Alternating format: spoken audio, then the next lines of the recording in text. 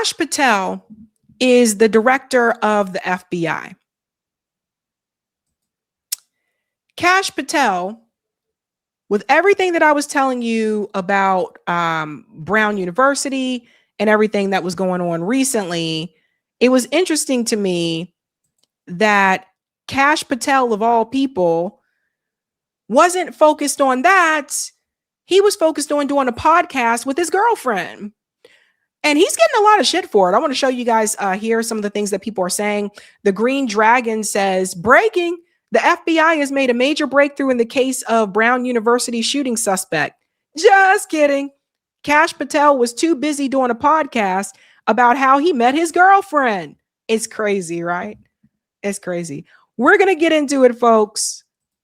What makes it even crazier is that this is the Katie Miller podcast, and Katie Miller is Stephen Miller's wife. Racist, Zionist, cringe, looks like a pencil with earwax. Stephen Miller, that's his wife. And she's just as repulsive as he is. Listen to this, guys. Again, director of FBI doing an interview with his girlfriend right next to him. It is. So I just want to clarify, you're not Jewish. I'm not. You are not from Israel. No. So how did we get to, are you a Mossad agent? You know, that's a great question. I too have that question for the internet, actually. You and me both. No, I'm not sure. I'm not Jewish. I'm Christian. I'm Armenian. So, you know, not really sure how we got there. I've never been to Israel. I'd love to go. It's just, the stamp isn't even on my passport, and I'm.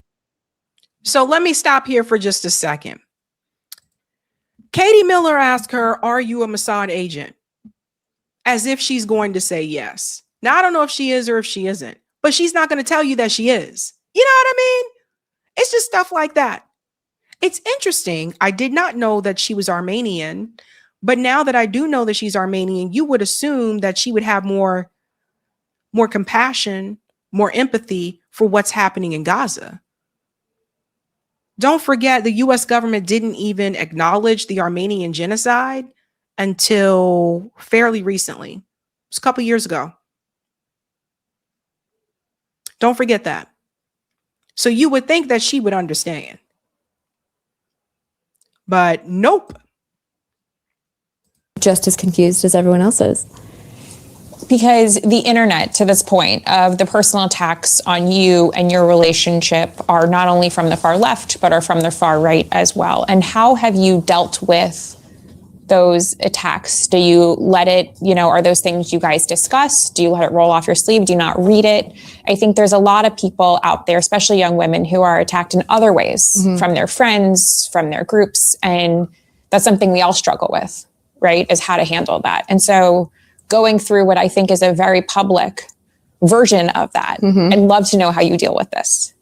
I think that it's very important to first and foremost remember that the people who actually love you, my boyfriend, my family, those are the people who their opinions matter. And then everything else kind of splinters off from that, and you can decide how much value you want to place on other people's opinion.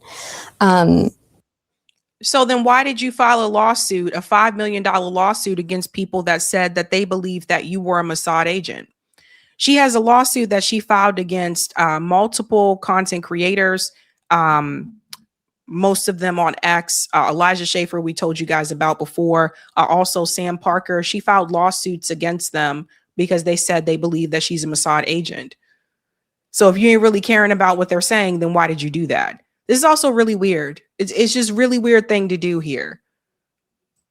I also understand that there's a benefit in whatever media spin, whatever side is choosing to make. If this side wants to say I'm a spy, it's because they're trying to attack him through me. If the far left is trying to spin me as a party girl, it's because it's, first of all, hilariously untrue, and also because they want to get to him. So I try not to take it personally. Of course, it affects, your headspace, it affects your work, it affects aspects of your life. I can't pretend it doesn't. It's horrible.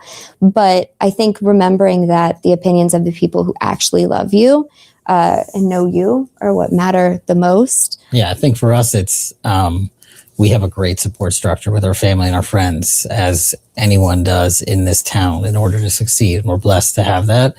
And I think what hurts is that they have to read a lot of this falsehood. She can take it.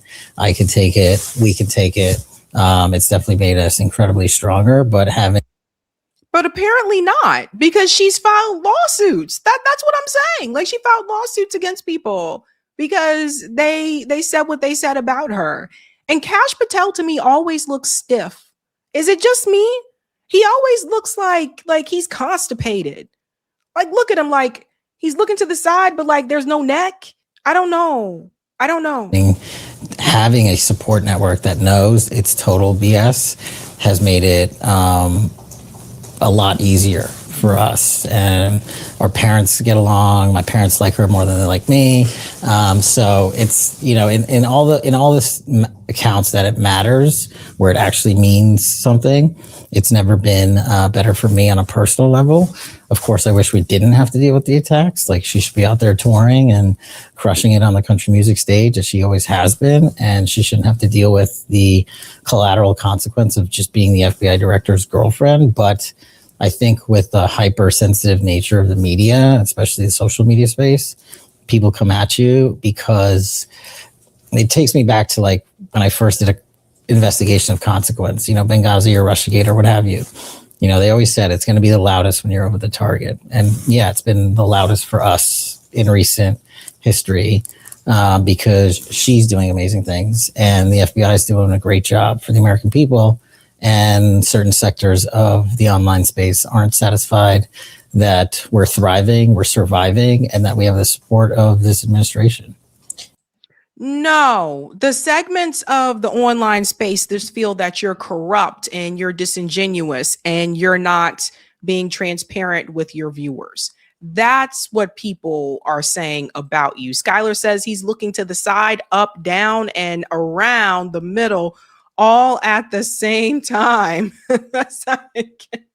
Oh, man. Do you think certain attacks on you or your relationship affect your work in different degrees? Like, for example, a Mossad agent, is that any different than attacks, say, over your air travel? Or do you just let it all roll?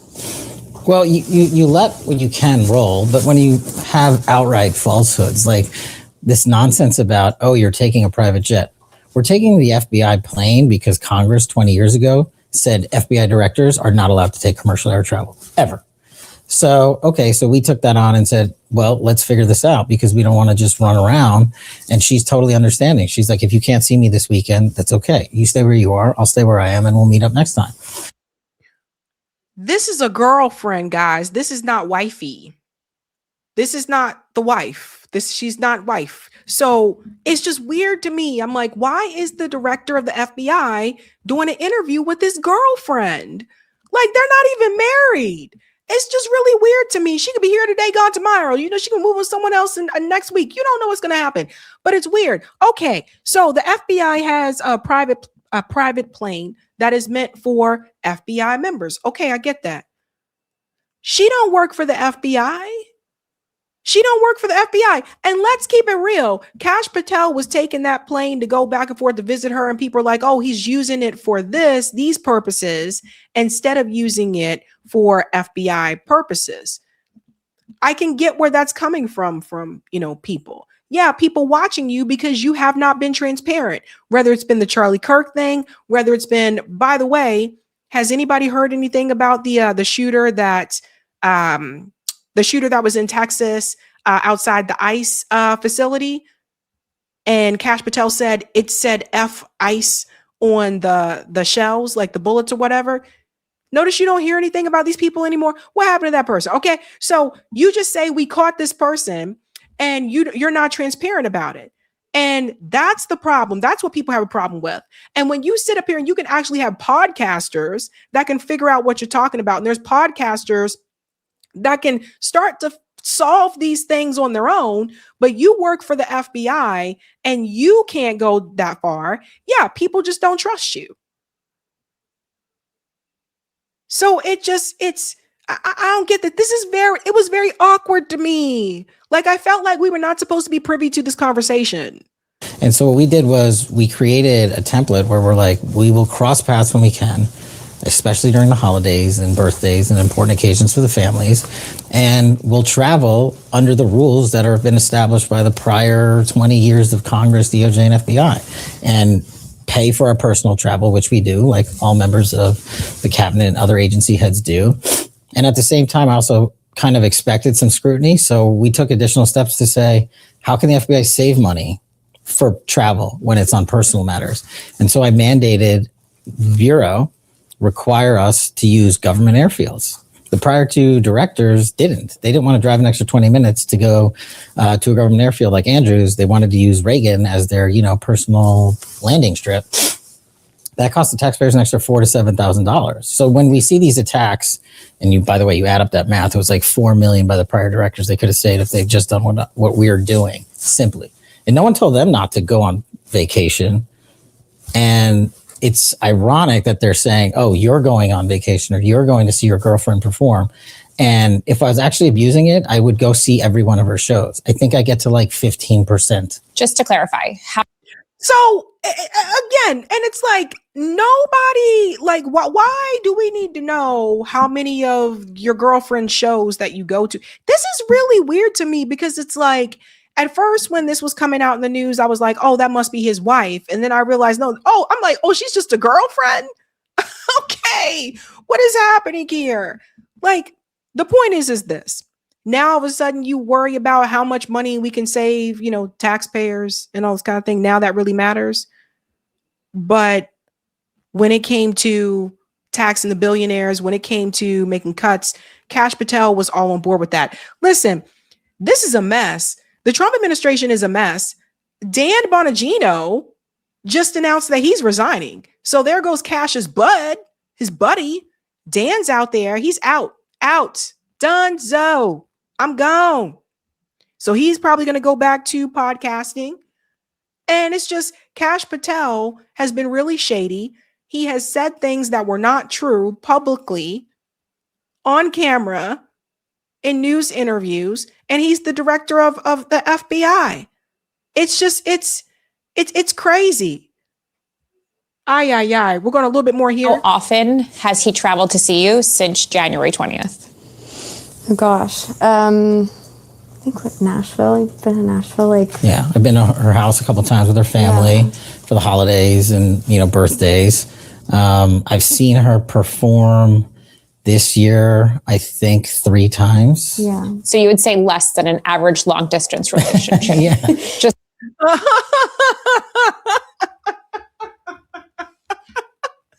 Steinbauer said, they're not even married, bro. I know. That's why this is so weird to me.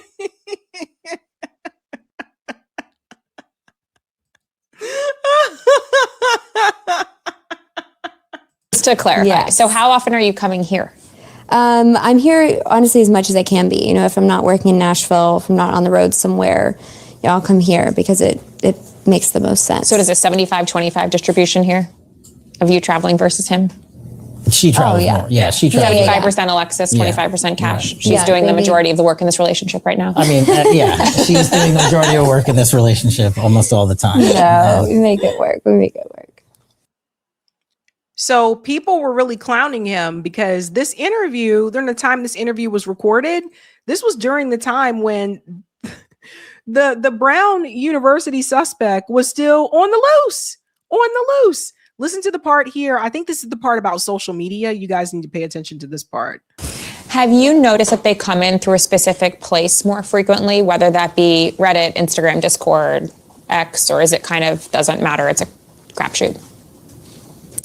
I think there's the volume on X is just because there's so many people on it, but it comes in everywhere. I was going to stay on this for one more second because it's something I'm very fascinated in. Do you find that the people often who are submitting these death threats are the ones who are actually actioning it? Or is it more of a Charlie Kirk type situation if we all believe that Tyler Robinson was the person who shot and killed Charlie, that it is someone who is not going to post online? Like, has political violence and the death threats picked up since Charlie's murder? Or is it about the same for where it's been, say, since January 20th? I think this January 20th, it's maybe picked up a little bit. I just think it's gotten a lot more attention, especially, unfortunately, due to our friend's assassination. Has put a big spotlight on it. And most of America is taking it very seriously as something that should never happen in modern day America or ever.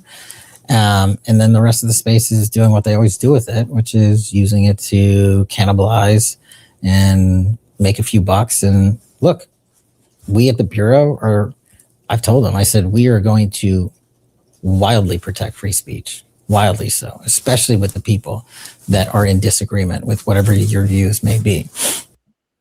No, they're not trying to protect free speech.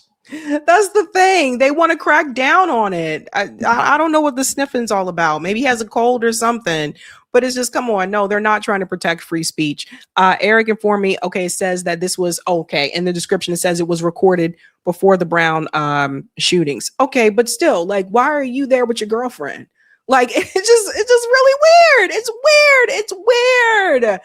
And to me, it's just like, especially when it's like girlfriend, boyfriend, because, here today, gone tomorrow. You could break up and you're with someone else later on. It's just very bizarre to me. It's weird. Sabby just thinks it's weird. I'm sorry. But it's interesting too, because other people were like, I want to show you this. Hold on. Irlandera said Kash Patel's much younger girlfriend, Alexis, is filing the $5 million lawsuit against Elijah Schaffer and other influencers for pointing out she is likely a Mossad honeypot. Kash Patel's girlfriend works with PragerU, whose CEO was in Israeli Defense Force and 8200 intelligence agency. So I want to show you guys this here, because this was another thing that was called out.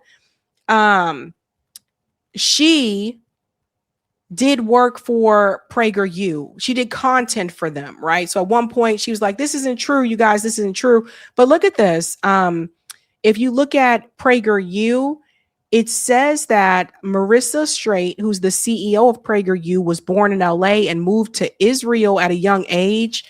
She completed her primary education and served in Military Intelligence Unit 8200 of the IDF. So when people were saying that they thought she was a Mossad honeypot, I mean, it's not like that just came out of nowhere, right? So that's what people need to know. I didn't know that for the longest time about PragerU, but that is very interesting. So they pointed that out. They also pointed out, of course, Dennis Prager. Let me come back here. Dennis Prager as well. So this is very interesting, you guys. And then when she responded, she said, I do not work for a spy. The association you're making is awful and operative for Israel. See my other comment on this post. The accusation you're making here is actionable on the legal side of defamation, and I'm absolutely not afraid to look into that. I do not work for Prager. I have made content for their platform, which is for the purpose of spreading educational videos to the youth. I am for a sovereign USA. Shame on you. And this is one of the people that she came after, which is Sam Parker. And he said, Alexis Wilkins, Kash Patel update. Kash Patel's celebutante actress girlfriend has recently claimed on Instagram that I do not work for a spy. I make content for their platform. Get it? She doesn't work for them. She just does work for them. Quality hair splitting. Wow. Yeah, he did like a deep dive like into her. But the thing is, guys, is like, this is inappropriate. Katie Miller, Zionist, she said some very cringe things about Palestinians, by the way, and she said them on like CNN. Like, she's been on CNN. And that's the thing. People like her, they'll constantly get invited on to like corporate media and stuff like that, even though they're have disgusting hateful remarks about people. But again, she's married to Stephen Miller, a freaking nut job. So let that sink in. Let that sink in. I never thought I'd see the day when the FBI director would be doing an interview with his girlfriend. Is this real life? Hey guys, this was a Sabby clip. If you like what you saw, hit that like button and subscribe.